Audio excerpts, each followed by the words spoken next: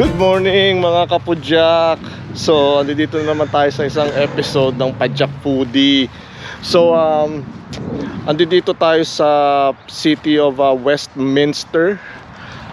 Tinaguri ang yung area na to, tinaguri ang Little Saigon kasi maraming mga Vietnamese immigrants na nagpuntahan dito. Dito sila ano ba tawag doon, yung nag-congregate kumbaga. So anyway, 8:15 ng umaga, nasa 72 degrees Fahrenheit. Tignan nyo na lang dyan yung conversion sa Celsius. So andito tayo, pakita ko sa inyo. Parang maliit na park lang naman to. So tignan natin tong area na to. Okay, so sama kayo. So medyo makulimlim ngayon, kaya medyo na tanghali tayo ng simula. Paano kasi hinihintay ko pa sanang tawag doon, yung suminag yung araw. So I guess ito yung weather natin ngayon, makulimlim. Either or, sabi ko kailangan natin magpadyak at mag-exercise. Matagal-tagal na rin tayong hindi nakakapadyak eh. Diba? Ayos oh, nakakalat na sapatos. Puchat, Jordan pa eh oh. Ayos. Saan ka pa? Ganda oh, linis dito oh. Yung nga lang yung mga nasa kanan natin, medyo mga old house. Pero ayos oh, ang linis, tsaka ang tahimik.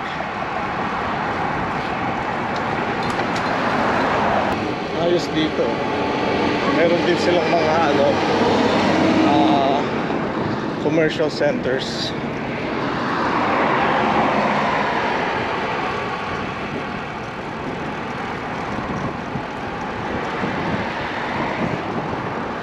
Oh, pucha to.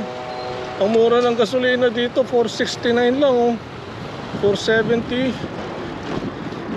Samantalang sa LA, 515, 520. Oh, shit. Sarap palang tumira dito. Oo nga pala, speaking of gasoline prices, na lang ako ngayon, nag-i-scooter na lang ako araw-araw, Mondays to Thursdays, para makatipid sa gasolina. Kung ikukumpara mo ba naman sa $60, $70 kada linggo, sa $5 kada linggo, di doon ka na lang sa $5 para makatipid ka ng gusto sa sa gasolina, di ba?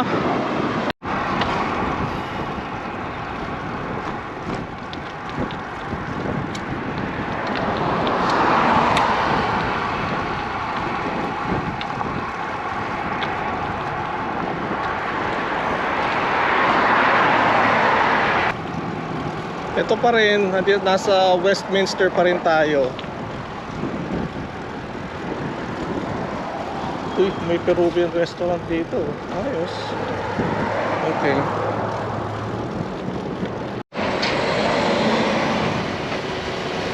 Kanan tayo dito sa may Fairview Street.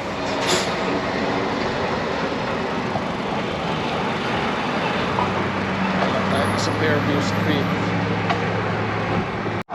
Putang ina, nakakalula rito. Open dito sa may sa may tulay.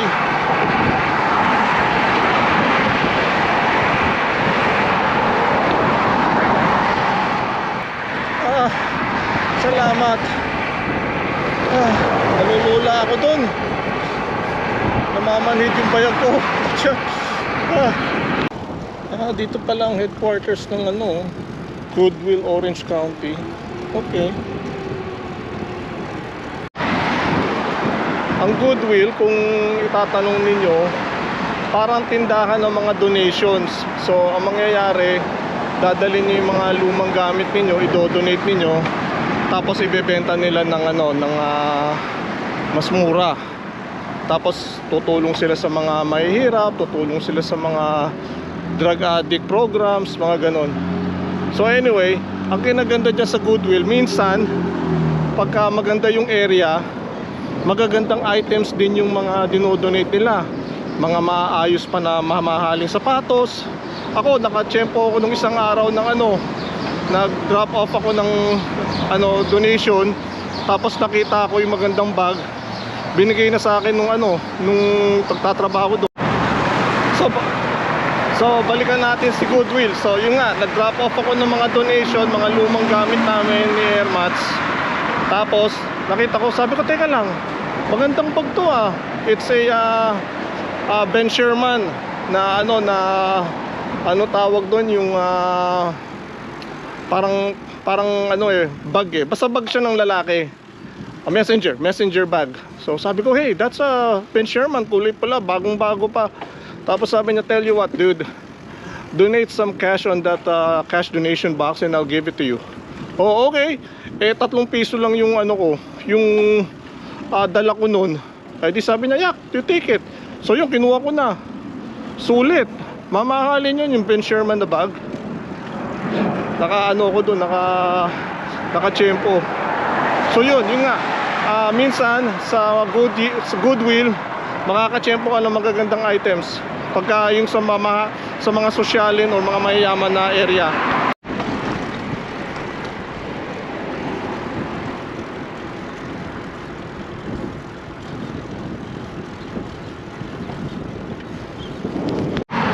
May magandang park dito.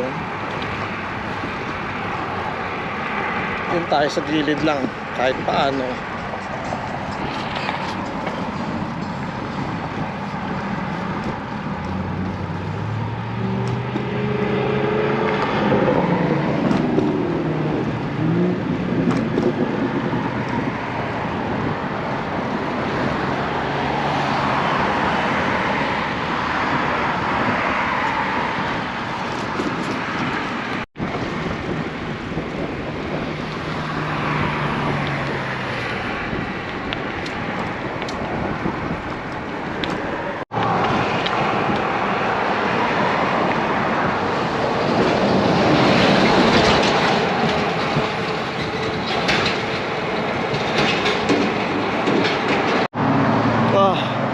Ito, pahinga muna tayo.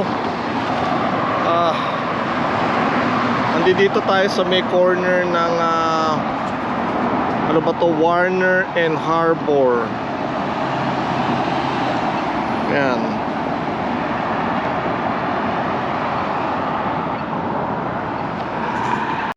Magtutulak muna tayo paahon eh.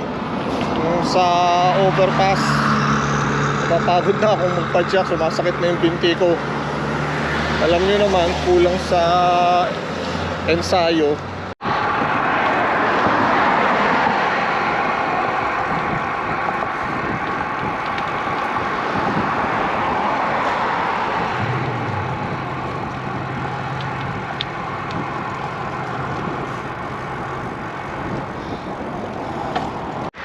So, ito, nakabalik na tayo sa kotse. Nakaabot din. Time check is 10:15. So, 2 oras din yung natin, padjak natin. Hanap ako ng makakainan. Note to self, kailangan sa susunod medyo tanghali tayo magpadjak para bukas na yung mga restaurant. Kasi ngayon pa lang sila nagbubukas eh. So minsan almusal pa lang din yung sineserve nila.